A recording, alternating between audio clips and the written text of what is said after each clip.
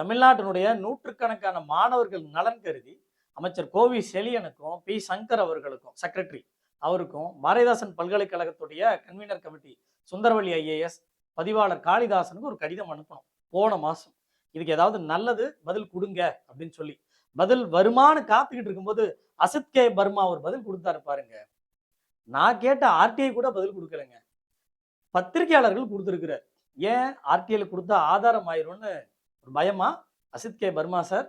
ஆனா கொடுத்த பதில்ல ஏன் எல்லாத்தையும் மறைச்சு மறைச்சு கொடுக்குறீங்க? உண்மையான வெளிப்படுத்த வேண்டியதானே, ஆர்டிஐல தந்திருக்க வேண்டியதானே. எத்தனை வருஷமா ஆர்டிஐக்கு நீங்க பதில் கொடுக்காம ஓபி அடிச்சிருக்கீங்க. ஒரு டைரக்டர் தானே, ஒரு பி ஸ்கூலுடைய மிக முக்கியமான பொறுப்புல தானே இருக்கீங்க. ஒரு ஆர்டிஐ சட்டத்தை கூட இன்றைய தினம் வரைக்கும் நான் போட்ட எந்த ஆர்டிஐக்கு நீங்க பதில் தரல. பத்திரிகையாளர்கள் கூப்பிட்டு கேட்கும் போது என்ன சொல்லியிருக்கீங்க? No comments. அதுக்கு பிறகு இப்ப ஏதோ சொல்லியிருக்கிறீங்க. அங்கதான் இன்னும் நிறைய கேள்விகளை உண்டு பண்ணியிருக்கு. நீங்க என்ன நிர்வாகம் நடத்துறீங்கன்ற குழப்பத்தை வெளிப்படுத்துது. அது என்ன தெரியுங்களா? பிப்ரவரி ஃபர்ஸ்ட் வீக்ல டைம்ஸ் ஆஃப் இந்தியாவில் நீங்க கொடுத்த அந்த செய்தியில we are totally self-funded now. Since inception we have been completely transparent with no corruption அப்படின்னு அசித் கே பர்மா சார் அவங்க சொல்லியிருக்கிறாங்க. இதுல நிறைய விளக்கங்கள் நம்ம சொல்ல வேண்டியது இருக்கு. இது எப்படி செல்ஃப் ஃபண்டட்? இருக்கக்கூடிய டைரக்டர் ரவி அப்பாசாமி அவர்கள் எதுவும் ஷேரா வாங்கியிருக்கிறாரா பிம்முக்கு இவ்வளவுன்னு? இல்ல சிட்டி யூனியன் பேங்க் உடைய சிஇஓ காமக்கோடி அவர்கள் எதுவும் ஷேரா வாங்கியிருக்கிறாரா? இல்ல வேற டைரக்டர்ஸ் கவர்னர் அவங்க எல்லாருக்குமே நீங்க ஷேரா கொடுத்துருக்கீங்களா? அப்படின்னு இருந்தா பொதுவெளியில அறிவிங்க, பிம்முக்கு ஷேர் இவ்வளவு இருக்கு நீங்க வாங்குங்கன்னு. அப்படி எதுவுமே இல்லையே. அமைச்சர் கோவி செழியனுக்கும் சங்கர் அவங்களுக்கும் secretary convener committee Sundaravalli IAS Kalidasan and Asit K Barma sir கதை சொல்லட்டுமா? அண்ணன் தம்பிங்க 2 பேர் சேர்ந்து ஒரு வீடு கட்டுறாங்க. அந்த வீட்டு உரிமையாளர் யாரு? அண்ணன் தம்பிங்க. ஓகேங்களா? அந்த வீட்டுக்கு ஒருத்தவங்க வாடகைக்கு வர்றாங்க. வாடகைக்கு வர்றவங்க யாரு? இப்போ போர்டு சேர்மனா இருக்கக்கூடிய ரவி அப்பாசாமின்னு வச்சுக்கேன் உதாரணத்துக்கு. அங்க கிச்சனை ஹேண்டில் பண்றதுக்கு யார் வர்றாங்க அப்படின்னா அசித் கே பர்மா சார் வர்றாங்க. வந்ததுக்கு அப்புறம் குட் ஃபார் ஹெல்த், கிச்சன்ல நல்ல பொருள்களை சமைச்சுதான் அங்க இருக்கக்கூடிய குடும்பத்தில் இருக்கக்கூடியவங்களும் நல்ல சமையல் கொடுக்கணும் இல்லையா? அதே போல குட் ஃபார் ஹெல்த் மாதிரி இந்த பிம்மு அங்க இருக்கக்கூடிய good for reading, good for education அப்படின்ற இடத்துல தான் அசித் கே பர்மா சார் இருக்கிறார். மாணவர்களுக்கு தேவையானதெல்லாம் சொல்லித்தர முடியும். அந்த கட்டமைப்பு எப்படி ஆக்கப்பூர்வமா பயன்படுத்த முடியும் சொல்ல முடியும். ரவி அப்பாசாமி அவர்களும் அந்த இடத்தை பயன்படுத்திக்க முடியும். மாணவர்களுக்கு நல்ல கல்வியை கொடுக்க முடியும், மேம்பட்ட கல்வியை கொடுக்க முடியும், அதுக்கெல்லாம் டிசிஷன் எடுக்க முடியும். ஆனா வீட்டை என் பேருக்கு எழுதி கொடுங்கன்னா எப்படி இருக்கும் அந்த அண்ணன் தம்பிங்களுக்கு? அண்ணன் தம்பிங்க யாரு உங்களுக்கே தெரிஞ்சிருக்கும். ஒரு உண்மை சொல்லட்டுங்களா? எங்களுக்கு தெரிஞ்ச வரைக்கும் we are totally self funded nowனா ஒருபோதும் இது தனியார் அமைப்பாக இருக்க முடியாது. பிம் ஏன் ஒருபோதும் தனியார் அமைப்பா இருக்க முடியாதுன்னா, பிம் உருவாவதற்கான ஆரம்ப கால பிளானிங் பாடி, பிளானிங் கமிட்டி 27 ஆகஸ்ட் 1982ல நம்ம கவர்னர் மாளிகை இருக்கியா, இப்போ லோக் பால் பவன் ஏதோ வச்சிருக்காங்க, அங்க மீட்டிங் நடந்துச்சு. அந்த மீட்டிங்ல அப்ப இருந்த education minister Aranganayagam, vice chancellor Bharathidasan university PS Manisundaram, அப்புறம் JNU யூனிவர்சிட்டியோடைய வைஸ் சான்சலர் ஒய் நாயுடம்மா, இது போல மெட்ராஸ் இன்ஸ்டிடியூட் ஆஃப் டெவலப்மெண்ட் ஸ்டடீஸோடைய சேர்மன், அப்புறம் vice chairman managing director Maruti Udyog, அதுக்கப்புறம் தமிழ்நாடு அக்ரிகல்ச்சருடைய வைஸ் சான்சலர் வெங்கட்ராமன் IAS, இது போல ஒரு 15 நபர்கள் கொண்ட குழு ஒரு பிளானிங் கமிட்டியா ஆளுநர் மாளிகையில சந்திச்சு திட்டமிட்டாங்க. அந்த திட்டத்தோட அடிப்படையில, அதாவது 27 ஆகஸ்ட் 1982 அந்த மீட்டிங்ல முடிவு செய்யப்படுது, பிம் என்ற ஒரு கல்வி நிறுவனம் தேவைப்படுது அப்படின்னு சொல்லிட்டு அதோடைய பேஜ் நம்பர் 4ல that the School of Business Administration and Management we launched forth with us proposed in the document, இந்த ஆவணத்தின் அடிப்படையில் இப்ப துவங்குது அப்படின்னு அந்த கமிட்டி சொல்லியிருக்காங்க. அதற்கு பிறகுதான் பிம் உருவாகுது. இந்த பிம் உருவாகும் போது யாரெல்லாம் சந்திச்சாங்க, எங்க சந்திச்சிருக்காங்கன்னு நீங்க இப்போ இந்த டாக்குமெண்ட்ல பார்க்க முடியும். இது ஏற்கனவே அரப்பருடைய இணையதளத்திலுமே நீங்க பார்க்கறதுக்கு இருக்கு. இப்படி அரசு உருவாக்கின கட்டமைப்பு பிம் அப்படின்றது தெளிவா தெரியுது. இதுல இன்னொரு டாக்குமெண்ட் இருக்கு, பிம் சொசைட்டியோடைய ஒரிஜினல் பைலா 1983 பிப்ரவரியில பதிவு செய்யப்பட்ட பைலா. அந்த பைலாவுடைய சர்டிபிகேட் காப்பியும் இருக்கு. அதுல திரு MK ஸ்ரீதர் அப்படின்ற ஒரு மாவட்ட பதிவாளருக்கு கடிதம் அனுப்புறாரு. அந்த MK ஸ்ரீதர் யாருன்னா பெல்லினுடைய எக்ஸிகியூட்டிவ் டைரக்டர் திருச்சிராப்பள்ளி. அவர் தான் இந்த பதிவுக்கு ரெக்கமெண்டேஷன் கொடுத்து அனுப்புறாரு. அதாவது பாரதிதாசன் யுனிவர்சிட்டி, அப்புறம் பெல்லுடைய எக்ஸிக்யூட்டிவ் டைரக்டர், அதாவது இவங்க ஸ்டேக் ஹோல்டராகவும் பார்ட்னராகவும் and affiliated and sponsored by Bharathidasan யூனிவர்சிட்டியும் தமிழ்நாடு அரசும் சேர்ந்து தான் இந்த பிம் என்ற கல்வி நிறுவனம் துவங்கப்படுது அப்படின்றது இந்த பைலாவில் தெளிவாக சொல்லப்படுது. இது மட்டுமே இல்லை, இதில் போர்டு மெம்பர்ஸ் எத்தனை, அந்த போர்டு மெம்பர்ஸ் எப்படிலாம் வரணும் அப்படின்னு ஒரு விதி இருக்கு. அந்த விதிப்படியும் தமிழ்நாடு அரசு, ஒன்றிய அரசனுடைய பிரதிநிதிகள், அதுபோல் பெல்லுடைய பிரதிநிதி, அதுக்கப்புறம் யூஜிசி இவங்களோட பிரதிநிதிகள்லாம் உள்ளடக்கி தான் இந்த போர்டு மெம்பர்ஸே இருக்க முடியும்ன்றதுக்கு. அப்போது ஒருபோதும் பிம் தனியாருக்கு சொந்தமானதுன்னு எப்போதும் யாராலும் பண்ணவே முடியாது. அப்படிதான் பைலா இருக்கு.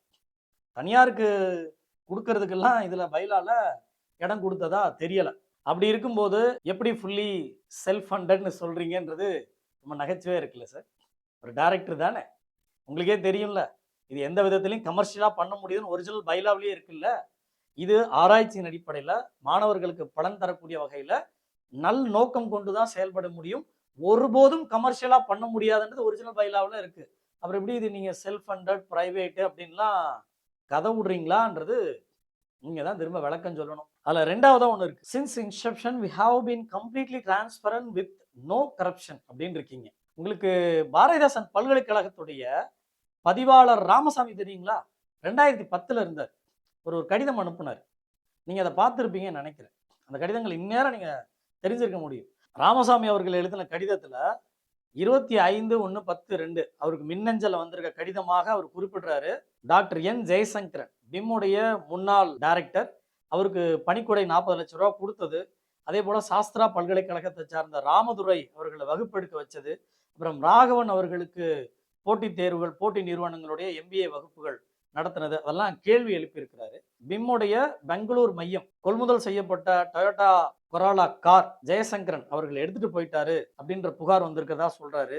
அதே போல பல்கலைக்கழகத்துக்கு, அதாவது பாரதிதாசன் பல்கலைக்கழகத்துக்கோ பிம் நிர்வாகத்துக்கோ சம்பந்தமே இல்லாத ஒரு நிலத்துல 18 லட்சம் ரூபாய் செலவு செஞ்சு தோட்டம் அமைச்சிருக்கிறதா புகார் வந்திருக்கு அப்படின்னு குறிப்பிட்டிருக்கிறாரு.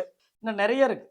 இது போல நிறைய முன்னாள் இயக்குநர்கள், நடைபெறும் முறைகேடுகள், ஊழல் பற்றிய புகார்கள் இதெல்லாம் இருக்கு அப்படின்றதெல்லாம், இந்த மாதிரி பிரச்சனைகள்லாம் அவர் தெரியப்படுத்தி தான் கடிதம் அமைச்சிருக்கிறார். ஒரு வெளிப்படையான கரப்ஷன் ஃப்ரீ நீங்க சொல்றதா இருந்தா இது சம்பந்தமா ஒன்று பல்கலைக்கழகம் என்கொயரி கமிட்டி வச்சு நீங்க போய் அப்பியர் ஆயிருக்கீங்களா, இல்லை நீங்களே சுமோட்டோவா உங்களுக்குள்ள ஒரு குழு போட்டு இதை பத்தி ஆய்வு செஞ்சிருக்கீங்களா, என்ன மீட் இருக்கீங்க, யாருக்கு தண்டனை கொடுத்துருக்கீங்க, இல்லை தண்டனை ரெக்கமெண்டேஷன் பண்ணியிருக்கீங்க, இதெல்லாம் கேள்வியா இல்லையா? அப்போ நீங்க சொன்ன we are fully self funded and we are transparent நக்கல் தானே உங்களுக்கு? மாணவர்களை நினைச்சா உங்களுக்கு நக்கலா தோணுதுங்களா? நூற்றுக்கணக்கான மாணவர்கள் பி ஸ்கூலு யாரெல்லாம் படிக்க வர்றாங்க, எப்படிலாம் வர்றாங்க, எப்படியாவது மேலே வந்துட மாட்டோமான்னு நம்பிக்கையோடு வர்றவங்களுக்கு ஒரு கல்வி நிறுவனத்தில் இவ்வளவு குளறுபடிகளோட இன்னும் இருக்குன்னா இன்னைய வரைக்கும் இந்த கேள்விகளுக்கெல்லாம் விடை கிடைக்கல.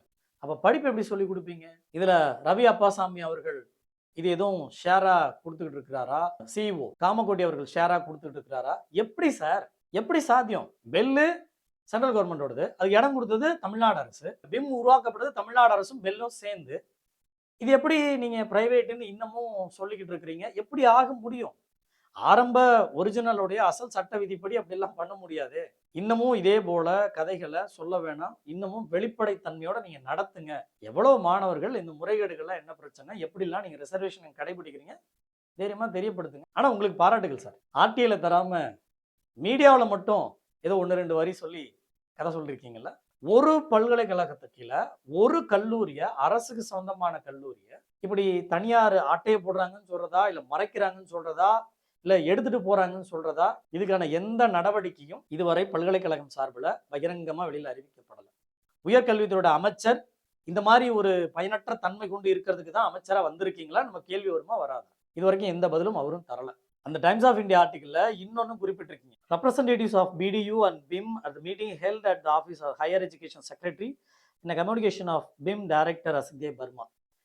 அது போக approved by BDO register R Kalidasan BIM informed it will be rule 3C D reference of the university state government referendum. இது மாதிரிலாம் நிறைய அதில் சொல்லியிருக்கிறீங்க. அதாவது உயர்கல்வித்துறையோட செக்ரட்டரி பாரதிதாசன் பல்கலைக்கழகத்துடைய ரெப்ரசன்டேட்டிவ்ஸ், பிம்மோட ரெப்ரசன்டேட்டிவ்ஸ் எல்லாம் சந்திச்சு இந்த சில திருத்தங்களை அரசு ஏத்துக்குது, பல்கலைக்கழகம் ஏத்துக்குதுன்னா சார் அது ஏத்துக்கிறது இல்லை சார், ஏற்கனவே சட்டத்தில் இருக்கிறது.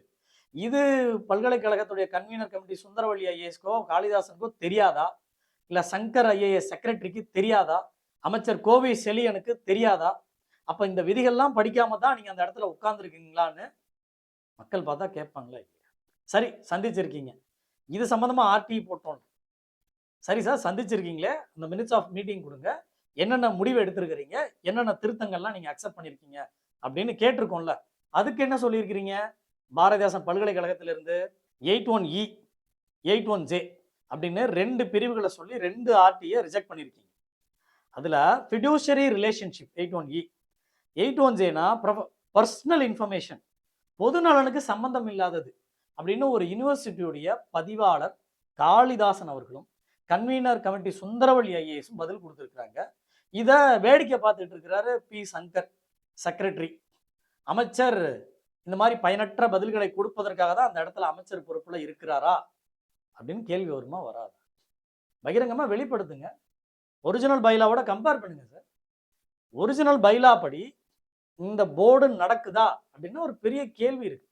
அதை அடுத்த இதுல பார்ப்போம். அப்போ சட்டத்துக்கு முரணாக இங்க நிறைய குளறுபடிகள் தொடர்ந்து பிம்ல நடக்கிறத பார்க்குறோம். ₹1 ₹2 இல்லை சார், மக்களோட பணத்துல உருவான கட்டமைப்பு. இதை மீட்கிறதுக்காக தான், இதை கட்டி காப்பாத்துறதுக்காக தான் அமைச்சர் கோவி செலியன் இருக்கிறார். பி சங்கர் அவர்கள் மக்களோட பணத்துல சேலரி வாங்கிட்டு அந்த பொறுப்புல இருக்கிறீங்க. மக்களோட பணத்துல ஊதியம் வாங்கிட்டு கன்வீனர் கமிட்டி சுந்தரவல்லி ஐஏஎஸ் இருக்கிறீங்க. பதிவாளர் காளிதாசன் அதுக்கு தான் இருக்கிறீங்க. இதை காப்பாற்றணும்னா நூற்றுக்கணக்கான மாணவர்கள் படிப்பு உங்களுக்கு முக்கியம் இல்லைன்னா நீங்க இருக்கிற அந்த இடம் பயனற்றது தானே. பிம்மை பத்தி சிம்பிளா சொல்லணும்னா functionally autonomy but controlled by Bharathidasan பல்கலைக்கழகம். பிம்ல உருவாக்கக்கூடிய எந்த சட்ட விதிகளும் திருத்தங்களும் பல்கலைக்கழகத்தினுடைய 2K செக்ஷனை மீறாம தான் பண்ண முடியும்ன்றதான். அதுல எதெல்லாம் மாற்ற முடியாதுன்னு உங்களுக்கே தெரியும்.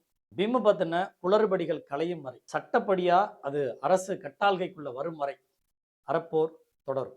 திருடனாக பார்த்து எவனும் திருந்தவும் மாட்டான். நாம திமிரி எழுந்த இனி எவனும் திருடவும் மாட்டான். நாம திமிரி எழுந்த இனி எவனும் திருடவும் மாட்டான்.